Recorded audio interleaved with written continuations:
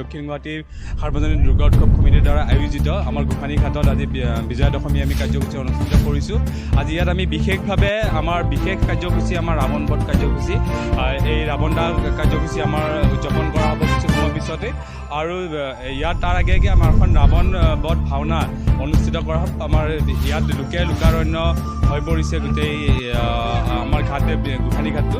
গতিকে সকলো ৰাইজ আহিছে, সকলো ৰাইজ ওলাই আহিছে আজি এই বিজয়া দশমী অনুষ্ঠানত। আৰু আমি আপোনালোকৰ চেনেলৰ জৰিয়তে আমাৰ উদযাপন সমিতিৰ তৰফৰ পৰা আৰু লগতে মই পাৰিষদ বিজু মেধিয়ে সকলো ৰাইজলৈ বিজয়া দশমী আন্তৰিক শুভেচ্ছা জ্ঞাপন কৰিছোঁ।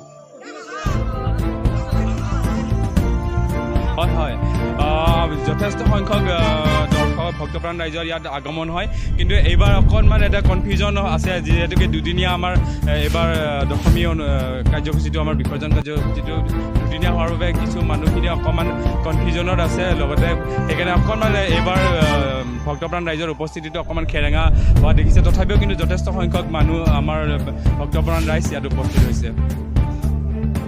হয়, আমাৰ ইয়াত আমি আমাৰ উজনি অসমৰ পৰা এখন ভাওনা ইয়াত আমন্ত্ৰণ কৰিছোঁ, ৰাৱণ বধ নামেৰে ইয়াত অনুষ্ঠিত হ'ব। তাৰ পিছতেই আমাৰ ৰাৱণ দা কাৰ্যসূচীটো অনুষ্ঠিত কৰা হ'ব।